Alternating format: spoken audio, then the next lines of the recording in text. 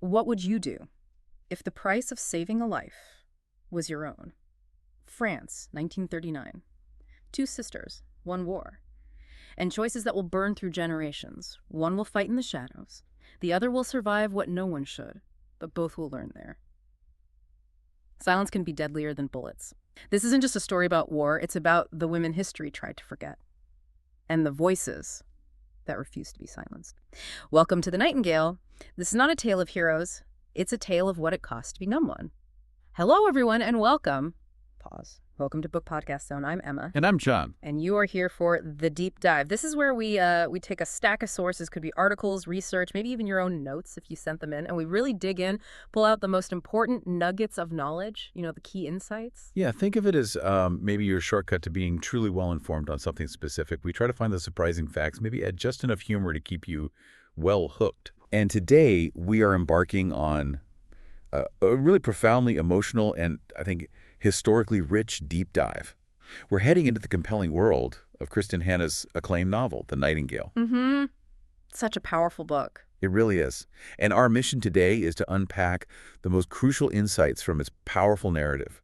We're using The Nightingale. Sisters of War and Resilience is our main source. It's a detailed chapter-by-chapter summary. Right. The one originally put together for audiobook listeners by BookPodCastZone. It offers a really unique lens into the emotional journey of these two sisters, all set against that harrowing backdrop of World War II France. Absolutely.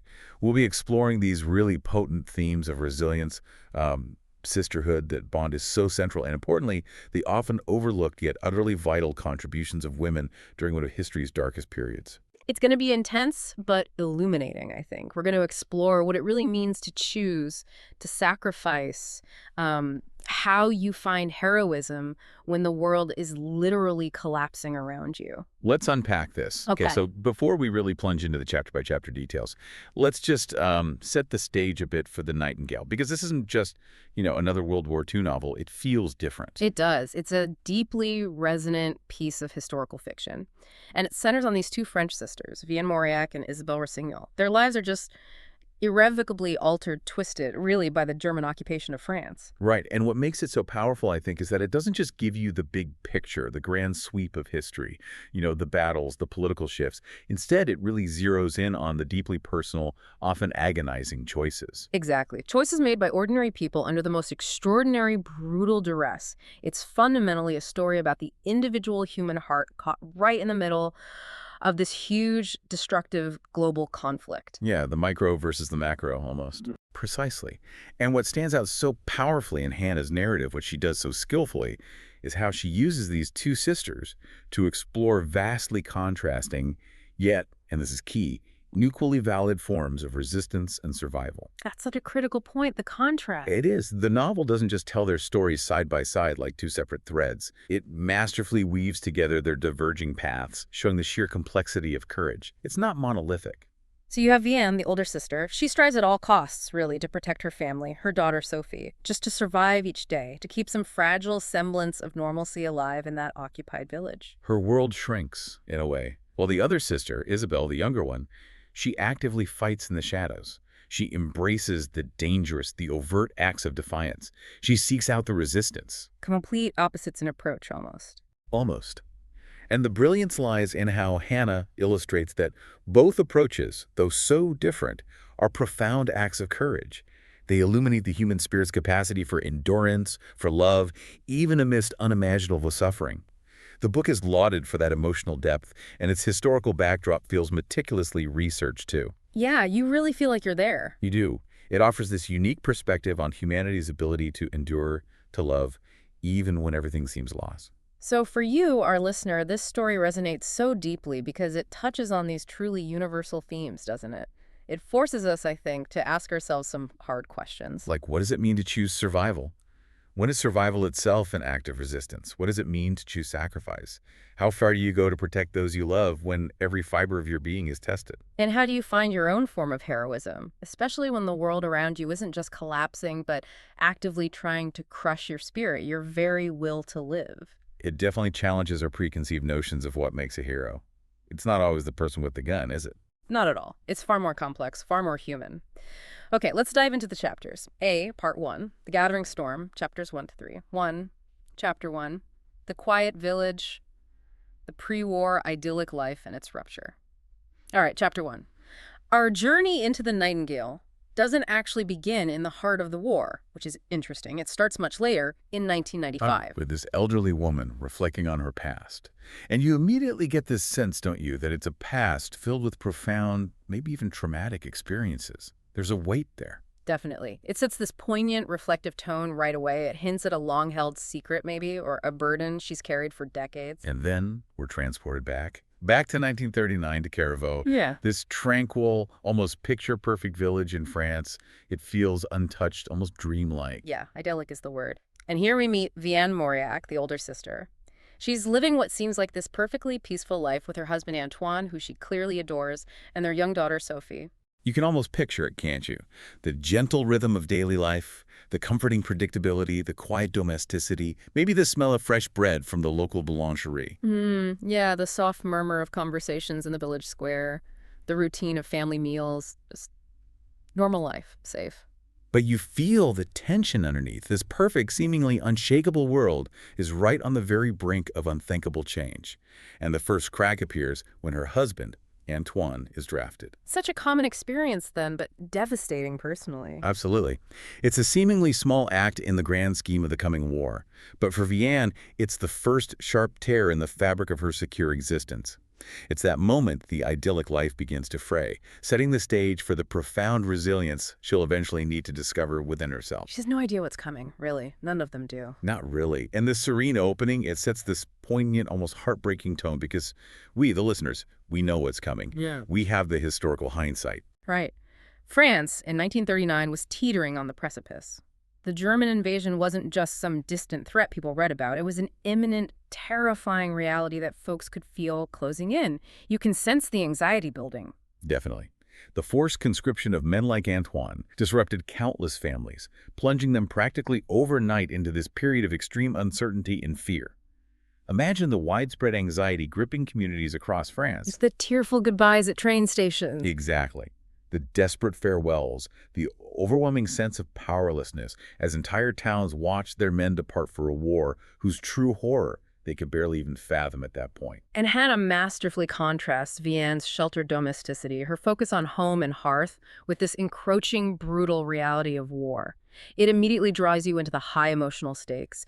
These lives are about to be irrevocably, violently changed. It's such a powerful illustration of how global conflict doesn't just impact nations and armies.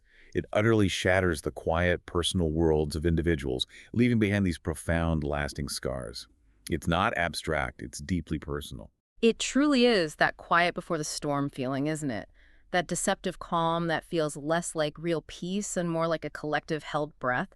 Everyone senses something terrible is coming, but they're helpless to stop it. The fragility of peace is just laid bare with such vivid, personal detail. You really feel it through Vianne's initial shock and worry. It makes you think.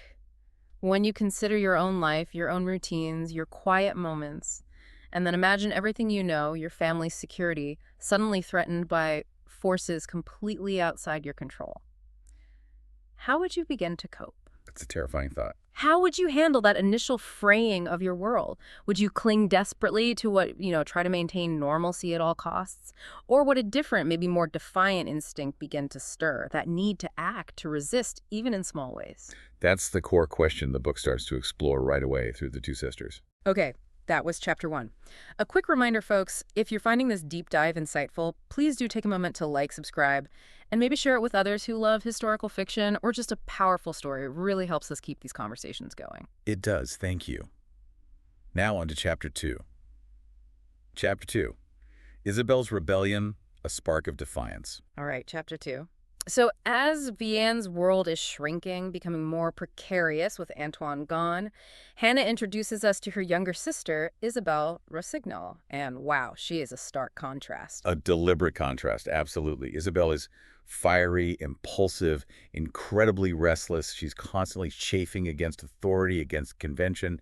She doesn't fit the mold. Not at all. We meet her having just been expelled from school again. Apparently, this is a pattern, all because of her rebellious spirit, her unwillingness to just conform and be quiet. Yeah, she's got this energy that society, especially then, didn't quite know what to do with in a young woman. So she gets sent off to live with her estranged father, Julien, in Paris. A city that's already buzzing with tension, right? Not exactly a calming environment. Not at all. And Isabelle feels deeply rejected by her family, misunderstood. Her father is distant, seemingly uncaring. This sense of alienation, it fuels this fierce yearning for action, for purpose. She needs an outlet. Exactly. A desperate need to actively resist the growing Nazi threat she sees and feels all around her in Paris. She's not content to wait or be passive like she perceives Vianne is choosing to be. Her youthful energy, her raw sense of injustice, it just demands a direct outlet against the evil she perceives unfolding. Her impulsiveness isn't just a character trait here. It feels like a powerful driving force. And it absolutely will define her incredibly dangerous path later on. You see the seeds of the Nightingale right here. Definitely. And Paris in 1939, as you said, it was a cauldron of tension. It wasn't just political unease. The city was already teeming with refugees fleeing the Nazi advance from other parts of Europe. You could see the war coming. Oh, absolutely. Political unrest was simmering just beneath the surface. It wasn't merely a feeling of impending doom. It was a visible, tangible shift in the social and political landscape. A palpable sense of unease, of fear, mixed with defiance. And young women like Isabelle, they must have felt that intensely. I think so. Especially those feeling that powerful sense of injustice, that need for a purpose that went far beyond the limited societal expectations for women at that time. They sought ways to channel their energy, their anger, their ideals into action amid the chaos. They saw the injustice, felt that moral imperative to act. Right, and they were often willing to defy conventions and risk everything because of it. Hannah brilliantly crafts Isabelle as this bold, almost visceral counterpoint to Vianne. Headstrong, impulsive. Fiercely independent. It all clearly foreshadows her pivotal role in the resistance. This restless energy, this fierce independence become her defining characteristics, amplified by the narration. It paints this vivid picture of a young woman simply unwilling to stand idly by while her country and the world seem to be falling apart. Her youthful defiance is almost palpable, isn't it? You can practically feel her frustration, her almost desperate need to do something, anything, in the face of this overwhelming evil. It jumps off the page. It makes you wonder, what truly drives such a young person to yearn for direct action against a seemingly insurmountable threat, especially when she feels so alienated from her own family, so misunderstood? Is it pure idealism? Anger? A need to prove herself? Probably a complex mix of all those things. Yeah. When you yourself feel rejected or misunderstood, do you tend to retreat, or does that feeling, that sense of being an outsider, actually fuel a desire to prove your worth? To find a purpose, even a dangerous one, that aligns with your deepest convictions? It's a fascinating psychological question. It is. What would you, the listener, do if you felt rejected, restless, and saw a clear evil rising? Would you seek comfort in familiarity, try to blend in, or would you confront the darkness head-on like Isabelle feels compelled to? That's the end of our look at Chapter 2. Again, if you're enjoying this exploration of the Nightingale, we'd love it if you hit that like button, subscribe to BookPodCastZone, and share this deep dive. Your support keeps us going. Absolutely. And now the situation escalates dramatically in Chapter 3. Chapter 3. The Fall of France. Chaos and Isolation. Okay, Chapter 3, and then the inevitable happens. Mm. The thing everyone feared but perhaps couldn't truly comprehend until it arrived. France surrenders to Germany. Paris falls. It's a moment of national shock, humiliation, and absolute chaos. This isn't just a political event unfolding on maps. It's a deeply personal catastrophe for millions of French citizens. And Isabelle finds herself caught right in the middle of the horrific tide of the exode, the mass exodus of people fleeing Paris. Hundreds of thousands, potentially millions, trying to escape the advancing German army. Imagine the roads just choked with desperate families, carrying whatever little they could salvage. Cars, carts, bicycles, people on foot. The constant threat of aerial bombardment from German planes, the Stukas. Yes, strafing civilians on the roads. The sheer terror of displacement, with nowhere truly safe to go, no clear destination, just away from the Germans. It was pandemonium. And while Isabelle is experiencing that horror, Vianne, isolated back in Carriveau, grapples with a different but equally chilling kind of fear. The occupation arrives at her doorstep. German soldiers march into her tranquil village. Her quiet village isn't quiet anymore. Its peace is shattered by the methodical thud of boots, its autonomy stripped away in an instant. The enemy is no longer abstract. They are there. The 1940 fall of France was, as I said, a national trauma, a deeply humiliating defeat that led directly to the establishment of the Vichy regime. Which wasn't just a puppet government, right? It was more complicated. Much more complicated and much darker for many. It wasn't merely a change in government. It was a deeply divisive authoritarian state led by Marshal Philippe Pétain, a World War I hero, which, to the horror and shame of many French citizens, actively collaborated with the Nazis. That collaboration is key. It's crucial. The Vichy government, based in the unoccupied Free Zone initially, implemented harsh anti-Semitic laws on its own initiative, sometimes even exceeding German demands initially, echoing Germany's Nuremberg laws. They assisted in the roundup and deportation of Jews, including French citizens, not just foreign refugees. It's a dark chapter within a dark chapter. Absolutely. For ordinary civilians, both in the occupied zone and the Vichy zone, this meant an immediate and drastic change in daily life. Rationing became severe, food was scarce, there was a constant pervasive fear of arbitrary arrest, of informers, of violence. And the chilling presence of occupiers, or Vichy authorities enforcing Nazi policies, was everywhere, controlling almost every aspect of life. Hannah portrays this so vividly. The sheer chaos of displacement for Isabelle, that harrowing journey trying to outrun the German army. And simultaneously, the suffocating reality of occupation for Vianne. You're pulled into the sisters' diverging yet equally terrifying paths.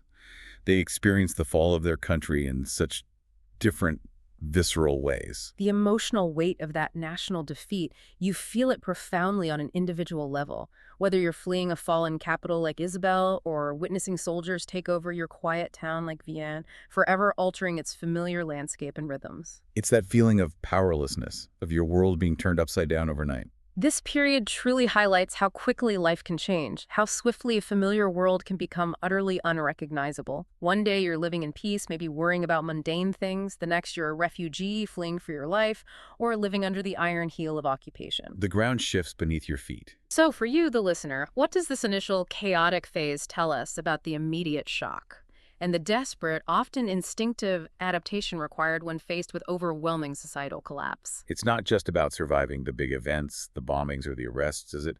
It's also about those small daily adjustments, the constant underlying fear that becomes your new normal. Yeah, and the desperate search for safety, for a flicker of hope, or just for your next meal. In a world that has suddenly become deeply hostile and utterly unpredictable, how do you even begin to navigate that? That brings us to the end of part 1. The initial storm breaking. We're about to move into life under occupation. Before we do, just one more quick reminder. If you appreciate these deep dives, hitting like and subscribe on BookPodCastZone really helps us out. And share it if you think someone else would enjoy it. Thanks, everyone. Okay, part 2. Living under occupation, chapters 4 through 6. This is where things get even more intense, if that's possible. B, part 2. Living under occupation, chapters 4 through 6. 4. The occupation begins. The enemy in the home. Okay, chapter 4. The occupation isn't just soldiers marching through the streets anymore. For Vianne, the personal impact intensifies dramatically. Right. A German officer, Captain Beck, is billeted in her home. This is a common practice, but imagine the reality of it. It's not a distant threat now. It's an enemy soldier living under your roof. Eating at your table, sleeping in your spare room, observing your every move, listening to your conversations. It creates this immediate and chilling tension. Her private sanctuary, the very place she's trying desperately to protect her daughter Sophie, is instantly turned into this space of constant unease, pervasive fear, and profound moral compromise. Every interaction must be fraught, every decision weighed against potential consequences. Saying the wrong thing, a misunderstood glance. The stakes are incredibly high, even in these seemingly mundane domestic interactions. Meanwhile, Isabelle, who eventually makes her way back to Caravo after her harrowing journey, she's driven by that restless spirit, that fierce opposition, and she finds herself increasingly frustrated by Vianne's cautious approach. She sees it as passivity, maybe even collaboration in some ways? Perhaps. She yearns for more direct, active confrontation. She can't understand just living alongside the enemy. Their differing philosophies really begin to strain their already complex sisterly relationship right here. That tension between the sisters mirrors the larger societal tension, doesn't it? Absolutely. Billeting, as we said, was common, and a deeply unsettling practice during the Nazi occupation.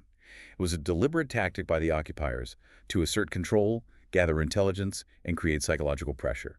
forcing families to house soldiers. Imagine the sheer violation of privacy, the emotional burden of having the enemy literally inside your most intimate space, sharing your scarce food, hearing your private family moments. It forced countless people to navigate their daily lives in intimate proximity to the very enemy they despised and feared, perpetually fearing for their safety, their dignity, the safety of their loved ones. It wasn't just physical discomfort. It was a profound spiritual invasion, a constant violation. And Hannah masterfully portrays the sisters' deeply conflicting responses to this oppression. Isabelle, consumed by that need for action, clashes sharply with Vianne's cautious, survival-driven instincts. Each believes their approach is the only right one, the only moral one, perhaps. And you can understand both perspectives, can't you? Vianne's terror for Sophie is palpable. Isabelle's righteous anger is equally understandable. Yeah, this domestic friction, it powerfully reflects the broader societal conflict gripping France, the choices people made between accommodation, survival, and active resistance. It really sets up their distinct yet equally challenging paths of growth and resilience. Their journeys diverge sharply from this point. It's an almost unbearable thought, though, isn't it? Hosting an enemy under your own roof. Consider the immense psychological toll. What would be the hardest part for you, personally? That's tough. Would it be the pervasive fear, that constant low-level hum of anxiety that every whispered word, every accidental glance could lead to disaster, a search, an arrest, worse? Or maybe the moral compromises. Being forced to make just to keep your family safe. Like feigning civility, offering hospitality, sharing scarce resources with someone you utterly despise, someone who represents everything you hate. Or simply the complete devastating loss of your private space and sense of security. Knowing you are never truly alone, never truly safe, even in your own home, that constant grinding tension must have been its own unique form of torture. I think all of the above, really. A constant state of high alert and suppressed emotion. A chilling scenario explored in Chapter 4. We're moving on, but first, our usual quick pause. Please like, subscribe, and share if you're finding value in this deep dive into the Nightingale. It means a lot. It really does, thank you. Now, Chapter 5, where Isabelle starts to act on her convictions. Chapter 5, Isabelle's first move, covert resistance. Okay, Chapter 5, Isabelle. Driven by that restless spirit, her fierce opposition to the occupation, and that burning sense of injustice we talked about, she simply cannot sit still. She cannot be silent while her sister is, in her eyes, accommodating the enemy. She has to do something. Her nature demands it. So she secretly begins her resistance work. It starts small, but significantly. Right. She starts by delivering clandestine messages, slipping notes, perhaps, passing information for the burgeoning underground network. These aren't grand gestures yet, no public displays of defiance like she might have initially imagined. No, these are crucial, risky first steps. Calculated risks, perhaps, but risks nonetheless. They initiate her pivotal role in the French resistance. It's the beginning of her transformation. Meanwhile, Vianne, her entire focus is narrowed, almost tunnel-visioned, onto the immediate, desperate need to protect Sophie. She's struggling profoundly with Captain Beck's constant, invasive presence in her home. And just the overwhelming day-to-day challenges of survival under occupation. Finding enough food, keeping Sophie safe, and somewhat shielded from the harsh realities. Her strength at this point is primarily in endurance. Maintaining that fragile semblance of normalcy amidst the encroaching chaos, it's a stark contrast to Isabelle's path of direct action. Absolutely. And the French resistance, as we know it from history, didn't emerge fully formed overnight. It often began exactly like this, with these seemingly small but incredibly courageous acts carried out by individuals. Like distributing anti-Nazi leaflets under cover of darkness. Or providing shelter to someone on the run, or relaying messages like Isabelle does. Yeah. It was a fragmented, decentralized movement at first, often built on whispers, trust, and immense personal risk. And crucially, it was often young people, wasn't it? Like Isabelle, people who perhaps had less to lose or felt the injustice more keenly or were just more idealistic. Often, yes. They were frequently willing to risk their lives for these early acts of defiance. They understood the immense dangers, capture, torture, execution for themselves or their families, but they were driven by a powerful moral imperative that, for them, outweighed their fear. That profound pull to do something, to not be passive in the face of tyranny. Exactly. Hannah brilliantly highlights Isabelle's burgeoning bravery here. Her impulsive nature is now being channeled into purpose, into something meaningful, beyond just rebellion for rebellion's sake. And she contrasts it sharply with Vianne's singular focus on protecting Sophie and just grappling with Beck's invasive presence. Both require immense courage, though, just different kinds. Strikingly different in their manifestation, yes. It showcases the diverse ways courage can appear in wartime. There's no single definition. It really makes you wonder, doesn't it? What deep-seated conviction, what immediate circumstance, what unbearable spark might motivate someone, especially a young person like Isabelle, to take such immense risks for these initial small acts of defiance. Knowing the ultimate price could be their life, or the lives of their family. Yeah. Is it a sudden, explosive spark of courage? Or is it more like a slow, relentless burn of indignation that finally pushes you over the edge, that forces you to step out of the shadows of fear and into the dangerous light of resistance, even in the smallest, most secret way? It's a profound question of personal agency, isn't it? How much risk are you willing to take for your beliefs when faced with overwhelming oppression? Food for thought as we finish Chapter 5. And you know the drill. If you're connecting with this story, please show some love with a like, subscribe, and share for Book Podcast Zone. It helps others find us. Thank you. And now, a major turning point, especially for Vianne, in Chapter 6. Chapter 6. Chapter 6. Vianne's awakening from passivity to action. Okay, Chapter 6. This chapter marks a truly pivotal shift in Vianne's journey. It's huge. It transforms her from someone focused almost solely on internal domestic survival to someone taking proactive, incredibly dangerous external risks. It's her awakening moment, really, and it's triggered by something deeply personal. Her dear friend Rachel, who is Jewish, faces direct and brutal persecution by the Nazi regime and, crucially, the collaborating French authorities. It's no longer an abstract threat or something happening elsewhere. It's happening to someone she knows, someone she loves. It's a chilling, undeniable manifestation of the regime's barbarity that Vianne can no longer ignore or compartmentalize. This heartbreaking event, this personal affront, forces Vianne out of that cautious shell she's built around herself and Sophie.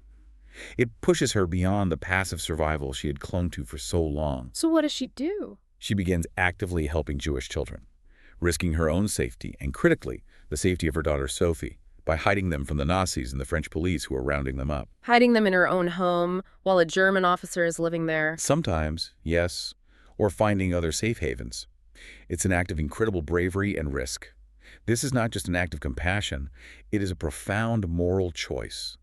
An act of selfless courage that directly defies the very authority occupying her home and her country. Wow, that takes unimaginable guts. It really does. And simultaneously, while Vianne is undergoing this transformation, Isabelle's resistance work continues to deepen. She's drawn further into the heart of the movement, likely back in Paris or other centers. Her actions are becoming larger, more impactful, and exponentially more dangerous with each successful mission. The stakes keep rising for both sisters, but in different arenas. So historically, this persecution of Jewish families was escalating rapidly at this time. Absolutely.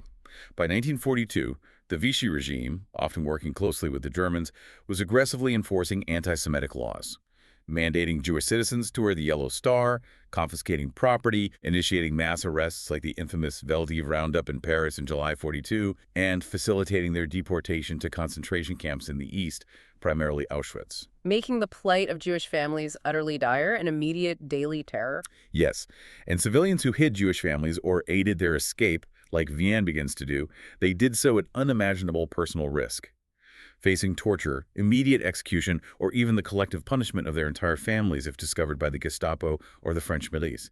It was an act of profound, selfless heroism, often undertaken by ordinary people. Priests, nuns, farmers, housewives. Exactly. People from all walks of life who simply couldn't stand by. Hannah weaves this powerful narrative of Vianne's profound transformation, that shift from focusing only on her personal domestic survival to this courageous, selfless action that puts everything she holds dear at risk. Her maternal instinct expands almost. In a way, yes.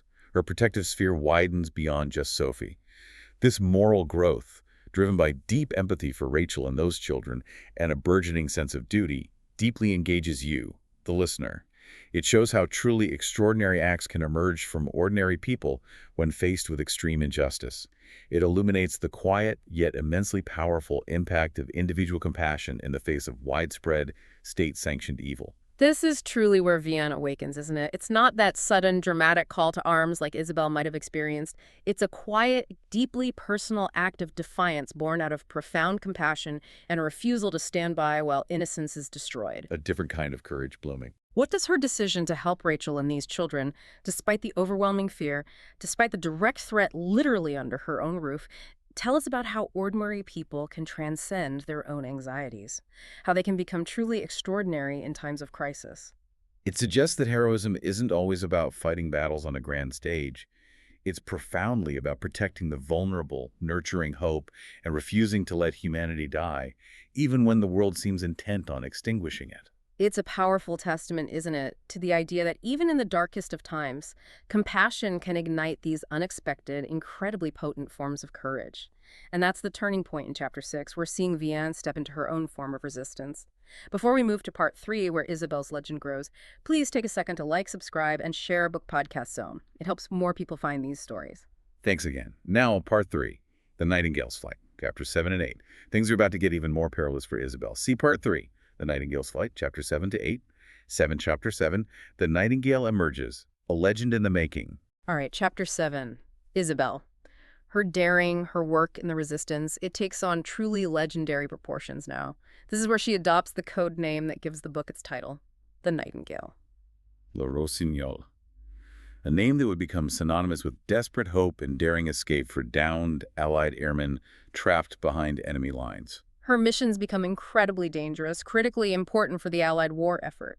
She begins leading these airmen, British, American, Canadian, across the treacherous Pyrenees Mountains to safety in neutral Spain. An incredibly complex and covert operation. These weren't casual hikes. These were life-or-death journeys through rugged terrain, often in brutal weather conditions, all while evading Nazi patrols, Vichy police, and treacherous informers who could betray them for money or out of fear. And these escape lines were often supported by British intelligence, right? Like MI9. Yes, they were covertly funded and supported, providing resources, contacts, sometimes forged documents. Isabelle becomes this beacon of hope, a whispered legend in the dark for those she guides.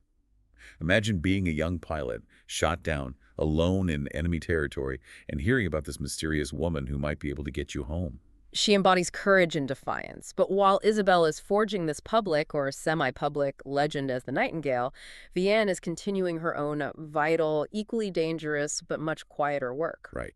Back in Carriveau, she's tirelessly protecting the Jewish children she's taken in, hiding them, nurturing them, trying to educate them, keeping them safe from discovery.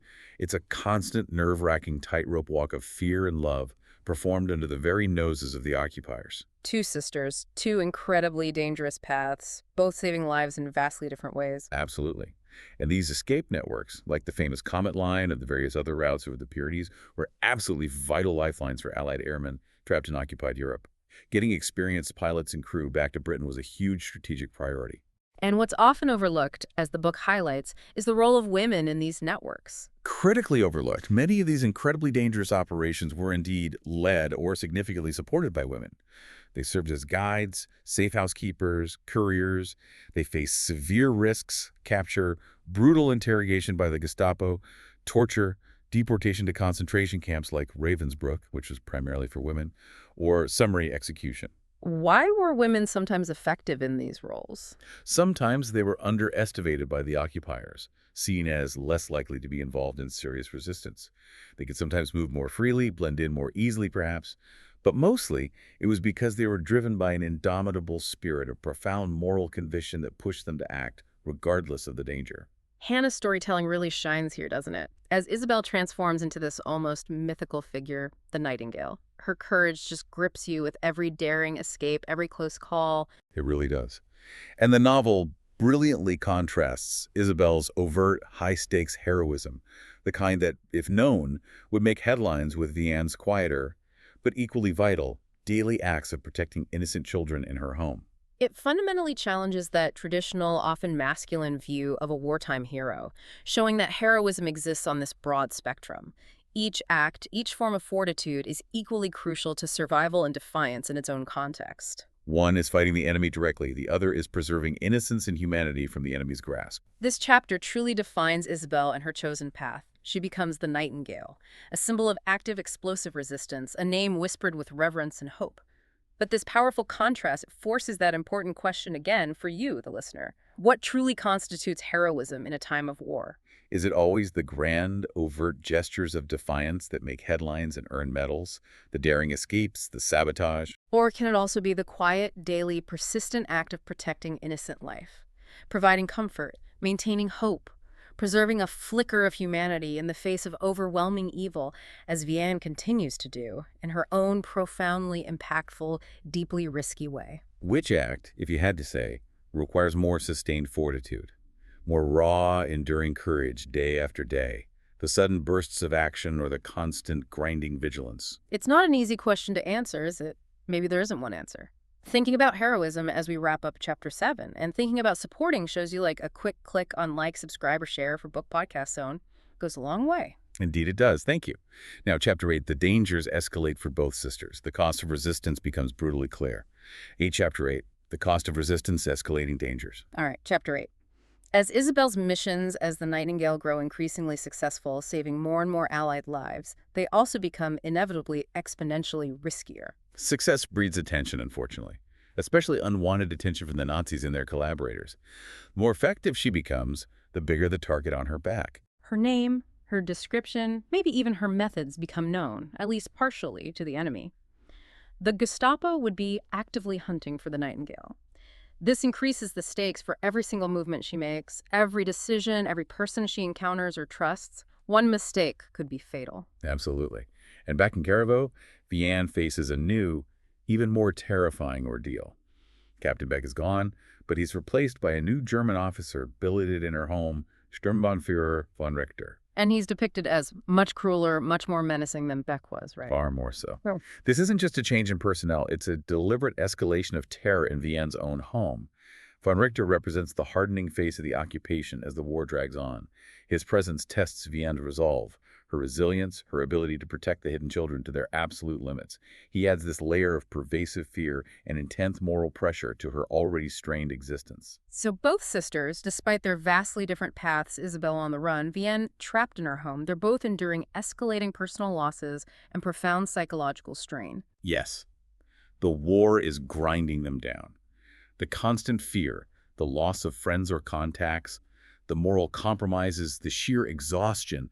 It's a relentless assault on their spirits day after day, year after year. The reality for actual members of the French resistance was incredibly brutal and unforgiving, wasn't it? Unimaginably so. If caught, they faced horrific torture methods designed to break them and make them betray their networks.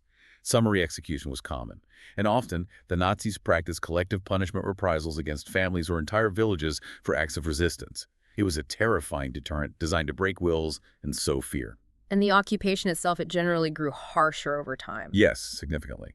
As the war turned against Germany, especially after the Allied landings, the occupation became more violent, more repressive, increased violence against civilians, more stringent curfews, more aggressive roundups of Jews and suspected resistance members.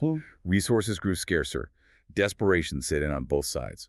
And Hannah masterfully escalates these stakes for both sisters in the novel. She shows the immense emotional and physical toll of both active resistance and quiet survival. The narrative absolutely doesn't shy away from depicting the constant pervasive fear, the unimaginable sacrifices, the betrayals, and the relentless pressure that chips away at their spirits, at their very humanity. It makes The Nightingale a gripping, but often truly agonizing, read or listen. It underscores that courage isn't the absence of fear, is it? It's acting despite overwhelming, paralyzing fear, day after grueling day, year after grinding year. That sustained courage is perhaps the most remarkable kind. So what are the hidden, insidious costs of such profound defiance and constant fear?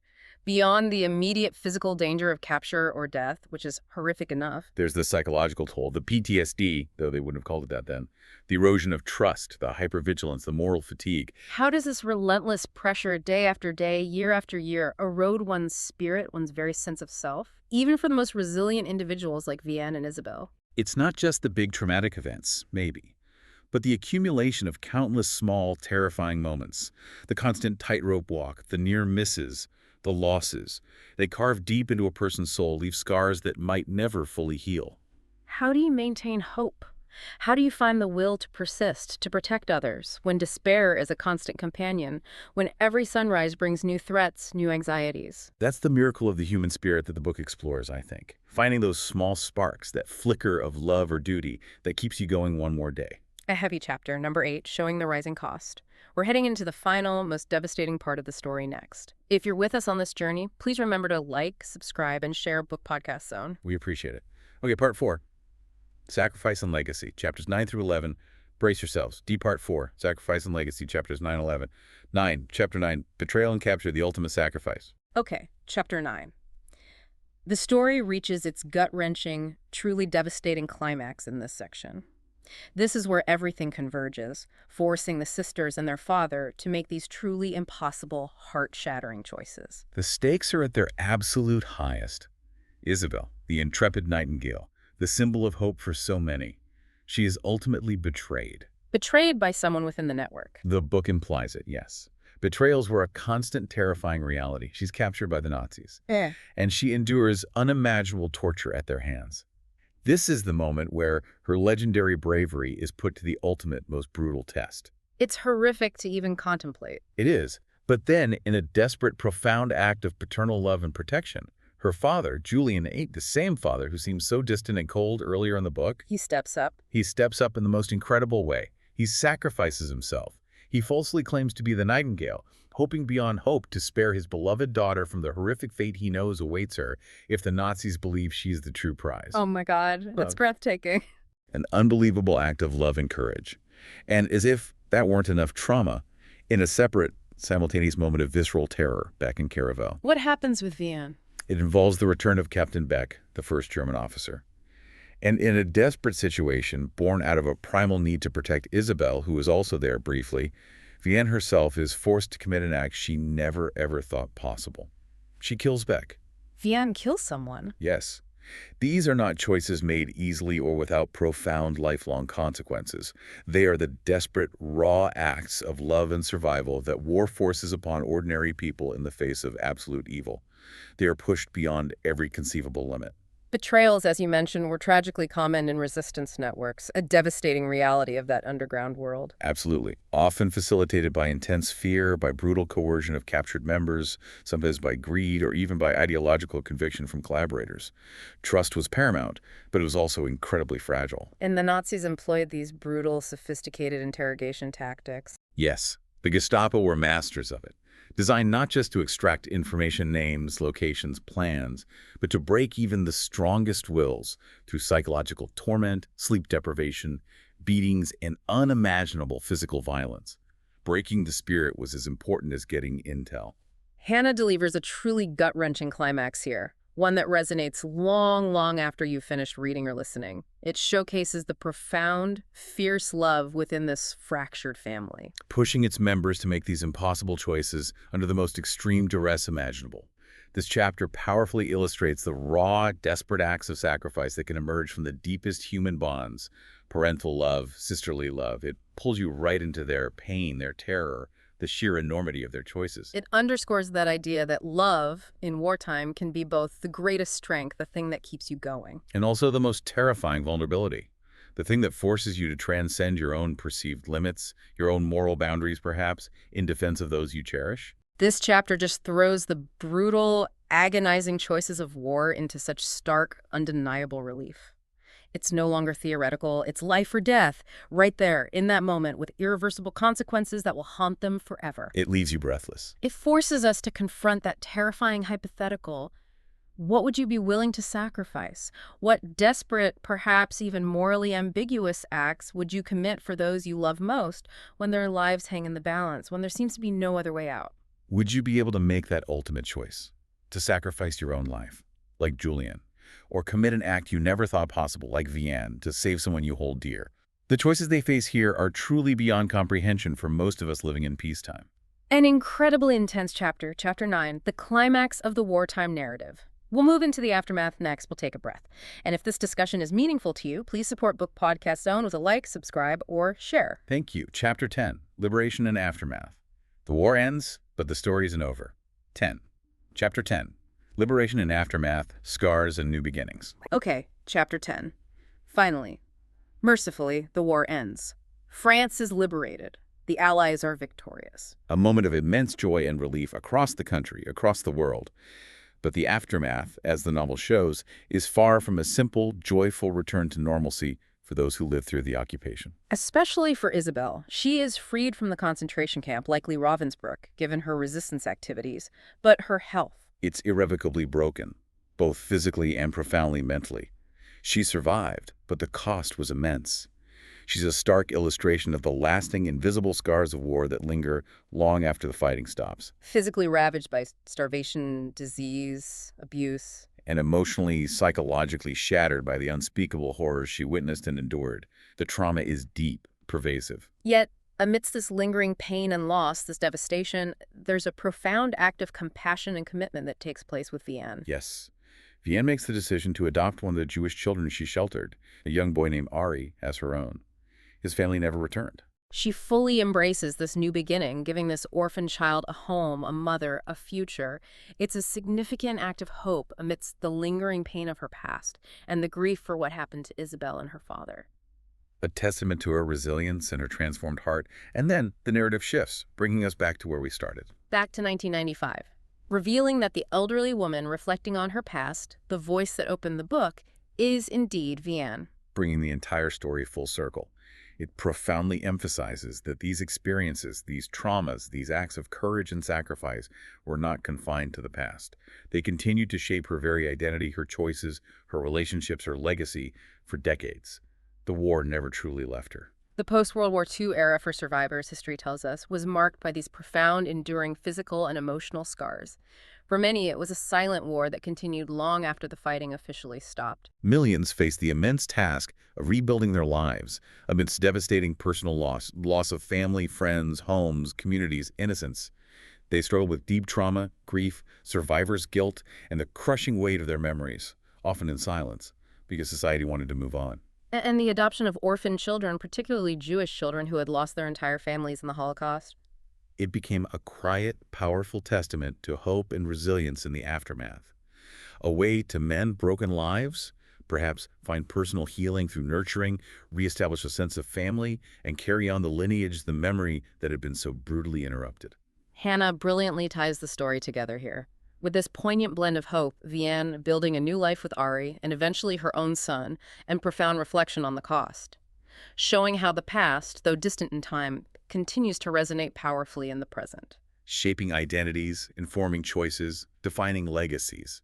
It's a testament to the enduring human spirit's capacity for both immense suffering and remarkable rebuilding, for finding light even in the longest, darkest shadows. The aftermath of war, that quiet, painful, incredibly long process of healing and rebuilding, it's often tragically overlooked, isn't it? In the grand historical narratives that focus on victories and defeats, treaties and politics. It gets lost in the bigger picture. What does this new beginning for Vianne, even shadowed by Isabelle's broken health and her own enduring trauma, tell us about the long, pervasive shadow of war, and about the quiet, enduring acts of healing and love that define true survival? It suggests survival isn't just about getting through the conflict itself. It's profoundly about surviving its devastating consequences, finding a way to live again, to love again, to nurture life again, even when your world, and you yourself, are forever changed by what you've endured. It speaks to a resilience that goes beyond mere physical endurance, doesn't it? It's about the resilience of the heart, the spirit, a poignant look at the aftermath in Chapter 10. Just one chapter left, focusing on legacy. Before we get there, our final reminder, please like, subscribe, and share Book Podcast Zone. Every click helps. Thanks, everyone. Now, the final chapter, Chapter 11, Legacy. Chapter 11, Legacy. Remembering the Unforgettable. All right, the final chapter, Chapter 11. The novel concludes with Vianne, now elderly in 1995, attending a memorial event. An event honoring those involved in the resistance, specifically the escape lines, perhaps. And it's here, after decades of relative silence, that she finally publicly shares her and Isabelle's story, or at least begins to. She speaks Isabelle's name, acknowledges her sacrifice. This public acknowledgement feels crucial, doesn't it? Not just for herself and her own complex feelings, her own healing maybe, but for this historical record. For ensuring their experiences, Isabelle's incredible courage as the Nightingale, Vianne's quiet heroism, their father's sacrifice, ensuring it's not forgotten. Exactly. Etched into the collective memory, acknowledged. The book ends by underscoring those profound themes we've been tracing. Resilience, unwavering love, especially sisterly and parental love, and the enduring impact of their courageous actions. It solidifies their place in a narrative that transcends their individual lives and becomes this timeless testament to the human spirit in the face of overwhelming darkness. It's a powerful statement about the importance of memory, of truth-telling, and of ensuring those voices, especially women's voices from the war, refuse to be silenced by time or by official histories that might have overlooked them. Post-war memorials and commemorations were absolutely critical, and remain so, for honoring resistance fighters and victims of the Holocaust. But tragically, for a long time, many of these courageous individuals, particularly women whose vital contributions were often clandestine, domestic, logistical. And therefore overlooked or minimized by official histories that tended to focus on male soldiers and grand battles. Exactly. Those women often remained unsung heroes. Their stories weren't told or weren't given the weight they deserved. Hannah crafts a truly powerful and fitting finale here, I think. Celebrating the sisters' courage and their profound humanity by finally giving them a voice, ensuring Isabelle's legacy as the Nightingale and Vianne's own journey are acknowledged and remembered. This chapter serves as that poignant testament to the idea that these voices, these women who defy the odds, who risk everything, ultimately refuse to be silenced. It resonates so deeply, reminding us of the profound importance of acknowledging all forms of historical bravery, ensuring that these unsung heroes, these ordinary people who did extraordinary things, finally receive the recognition and remembrance they so profoundly deserve. This final chapter beautifully reinforces the core message of the entire book, doesn't it? It leaves us, the listeners, with a critical question, I feel. Which is? What responsibility do we have, as individuals, as a society, to remember and to share the stories of those history might have otherwise tried to forget, those marginalized voices, those acts of quiet courage that didn't make the headlines, ensuring their lessons, their sacrifices live on, maybe inspiring future generations? It's not just about historical accuracy, is it? It's about learning from the past in its fullest sense, honoring courage in all its complex forms, and understanding the full, complicated spectrum of human experience during conflict, the good, the bad, the ugly, the heroic. A powerful ending to a powerful story. Okay, wow. After diving so deeply into each chapter, covering so much ground, let's try to pull together the individual insights now. Connect those threads into the broader, universal themes that Kristin Hannah masterfully explores in The Nightingale. These are the lasting takeaways, right? The nuggets of wisdom that truly resonate from this powerful story. Absolutely. Let's synthesize a bit. A, contrasting heroism, active versus quiet resistance. So one of the most compelling and I think foundational aspects of this novel is its incredibly nuanced and profound portrayal of heroism. It's not black and white. Not at all. Hannah deliberately sets up this powerful dichotomy between the sisters. You have Isabelle, embodying overt, daring, active resistance. She is the iconic Nightingale, leading airmen across mountains, a very visible, almost romanticized form of courage that aligns with traditional heroic narratives. Right. And then, in stark contrast, you have Vianne. She demonstrates a profound, quieter, yet equally vital form of resistance, hiding Jewish children in her home, navigating that daily domestic defiance against the occupying officers, prioritizing survival not just for herself but for her daughter and the children she protects. Her bravery is internal, isn't it? A constant, grinding battle of fear and unwavering will, performed largely in the shadows of her own home, unseen, unacknowledged by the wider world. Precisely. And this fundamentally challenges the traditional perception of what a hero looks like in wartime. It completely dismantles the idea that courage must always be a grand public spectacle involving weapons or dramatic escapes. Hannah shows us that neither form of courage is inherently superior. Both are absolutely crucial for human survival and resistance in different contexts. Isabelle's path is one of explosive defiance, like a burning flame of rebellion, while Vianne's is one of quiet, enduring strength. A relentless, often overlooked, but just as impactful act of preservation and compassion. It really compels you, the listener, to consider, which form of resistance do you find more relatable, perhaps more achievable for yourself under similar circumstances? And which form perhaps demands more sustained fortitude, more daily, agonizing sacrifice, the sudden bursts of high-risk action, or the constant grinding vigilance and fear of discovery. What does this duality tell us about our own varied capacities for courage and the different, often surprising ways we might respond when pushed to the absolute brink?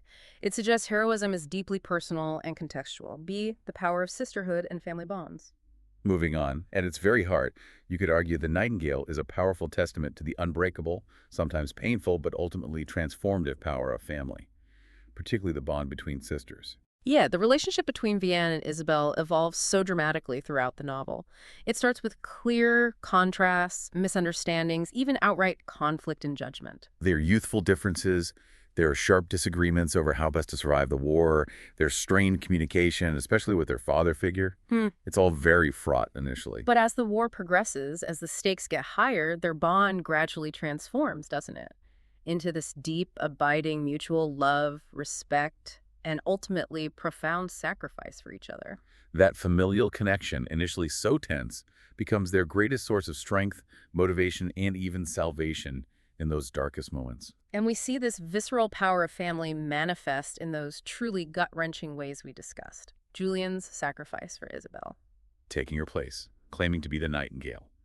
An act of ultimate paternal love that just leaves you breathless, especially given their earlier estrangement. And Vianne's desperate, violent act to protect Isabelle from Beck. It underscores just how far a person, a parent, a sibling will go for family, for the people they are bound to by blood and love, even if that relationship is complicated. It shows how extreme adversity, the crushing weight of war, can test family bonds to their absolute limit, but also ultimately strengthen them beyond imagination. It reveals love as this powerful, even dangerous motivator for unimaginable acts of courage, acts they might never believe themselves capable of before the war. How do such intense pressures reveal the true, enduring strength of family connections, even amidst profound disagreement, years of distance, or the most dire circumstances imaginable? It seems to suggest that in the face of annihilation, when everything else is stripped away, family, that primal bond, can be the very last anchor that holds us together, the last thing worth fighting or even dying for. C. The overlooked contributions of women in war. Okay, another major thread. This historical corrective aspect.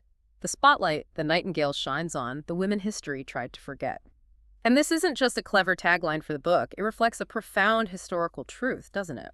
It absolutely does. World War II narratives, especially those written in the immediate post-war decades, often focus predominantly on male soldiers, grand military battles, strategic movements of armies, political leaders. They frequently overlooked, or even deliberately minimized, the absolute vital roles women played on all sides, but especially in resistance and survival. Their contributions were often different, perhaps. More clandestine, domestic, logistical. Exactly, or simply not deemed heroic enough by the standards of the time for the official history books. Think about the women running escape lines, acting as couriers, hiding fugitives, keeping families fed, maintaining morale, working in factories, espionage. The list is endless. This novel forces us to confront that historical oversight head-on. The Nightingale powerfully brings to light the multifaceted contributions of women. From the active, incredibly dangerous resistance work, like Isabelle's running escape lines, delivering messages, maybe even sabotage requiring immense bravery and skill. To the equally critical, though perhaps less visible, acts of safeguarding lives, maintaining civilian morale, organizing on the home front, providing emotional anchors, as Vianne did daily. Her work saving children was profoundly important resistance. It serves as such a potent reminder that resistance and survival encompass this incredibly wide spectrum of acts, many of which were led or sustained by women, often at immense personal risk, and often with little or no recognition at the time or even after the war. This raises that important question again for all of us, for you listening right now. What other stories are still out there, particularly from marginalized voices, women, minorities, occupied populations whose contributions were not traditionally recognized? Stories that might still be waiting to be uncovered from historical events, challenging our conventional understandings of courage, contribution, and who gets to be called a hero. It's a call to broaden our historical lens, isn't it? To look for the stories between the lines of the official accounts. Resilience in the face of unimaginable hardship. And resilience. This theme runs through every single chapter. Both Vianne and Isabelle endure immense physical suffering, profound loss of family, friends, innocence, normalcy, and deep, deep psychological trauma. They are pushed to the very brink of human endurance, forced to witness and sometimes commit acts that would utterly break most people. Starvation, fear, torture, betrayal, killing. Yet, despite being pushed to that brink, despite the constant threat of death or worse, they persist, they adapt, they find ways to continue to protect others and, crucially, to maintain some core of their humanity, however fractured it might become. Their resilience isn't portrayed as simply bouncing back as if nothing happened. That's not realistic. It's about finding strength within the suffering, finding a way to carry on despite the wounds, adapting to the horrific new reality. This story profoundly explores that human capacity for resilience. Not just the ability to endure hardship, but the ability to adapt, to find purpose, or even small moments of grace, of connection, of humanity, amidst profound despair and degradation. It's a powerful testament to the quiet yet unyielding strength of survival in the face of absolute horror. A reminder that the human spirit, even when deeply wounded, possesses this astonishing, almost incomprehensible will to survive, to protect, to hope against hope. The sheer will to protect others, especially children for Vianne or downed airmen for Isabelle, seems to fuel them, doesn't it? It gives them purpose beyond their own survival. Absolutely. That connection to others, that sense of responsibility is often key to resilience. What lessons can we draw about human endurance from their experiences? And perhaps, how do we cultivate such resilience in our own lives, even without the extreme backdrop of war? Is it about finding a small purpose, something bigger than yourself? Or about holding on to a sliver of love, a connection? Or is it sometimes just about refusing stubbornly to give up one day at a time? Maybe it's all of those things, varying from person to person, situation to situation. E, the enduring impact of war on generations. Finally, the theme of legacy and the long shadow of war. The narrative frame of The Nightingale, starting and ending in 1995 with Vianne's reflections and including her adoption of Ari, it serves a crucial purpose. Yes, it clearly illustrates that the past, and particularly the profound trauma of war, is never truly left behind. It doesn't just end when the peace treaty is signed. It continues to echo through lives and across generations. Shaping who people become, their relationships, their fears, their silences, their understanding of the world, long after the direct conflict has ended. The scars, both visible and invisible, endure. They are passed down, sometimes explicitly through stories, sometimes implicitly through unspoken tensions or anxieties. The Nightingale effectively demonstrates how the choices made during wartime can literally burn through generations, as that powerful intro line stated, shaping individual identities, influencing family dynamics. Think about Vianne's relationship with her own son Julian and how her past affects that, and profoundly altering collective memory decades later. It highlights how trauma, memory, and legacy are not isolated to the battlefield or the years of conflict. They are deeply passed down, reinterpreted, grappled with over time, influencing future choices, perspectives, and even unspoken burdens carried by subsequent generations. If we connect this to the bigger picture, outside the novel, how do the long-term consequences of such monumental historical events, wars, genocides, occupations, continue to shape individual lives and collective memory long after the conflict itself is ended? We see it all around the world, don't we? We do. And perhaps if you reflect personally, how might the echoes of past events, maybe even those your grandparents or great-grandparents lived through, events you've only heard stories about, subtly influence your own family's story, your own identity, your own fears or resilience today? It's a fascinating and important question about how history lives within us. Hashtag V outro. Wow. Okay. This deep dive into Kristin Hannah's The Nightingale has been intense, but it truly reminds us of the incredible power of the human spirit, doesn't it? The diverse and often surprising forms courage can take, and the profound, lasting impact of even the quietest acts of defiance and love. It's a story that definitely stays with you. It makes you think, it makes you feel, long after you've considered its final reflective thoughts. What's truly fascinating, I think, is how The Nightingale challenges us to look beyond those grand, often male-centric narratives of war we're so used to. Right. And instead to focus on the intimate, the profound, the often overlooked acts of bravery that truly shape history from the ground up. It compels us to see courage in the quiet defiance, in the daily struggle for survival, in the fierce protection of the vulnerable acts often performed by those history might have otherwise forgotten, especially women. This raises an important, maybe deeply personal question for you, the listener, to ponder as we finish.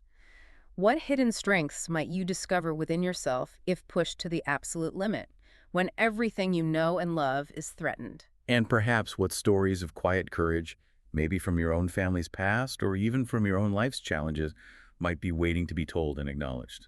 Whose voice needs to be heard? A powerful thought to consider, indeed. Thank you so much for joining us on this incredibly moving and insightful deep dive into The Nightingale. It's been a privilege to explore it with you. Thank you for listening. You can find the deep dive wherever you get your podcasts for more explorations into fascinating topics, books, and ideas. Until next time, keep learning, keep questioning, and keep exploring.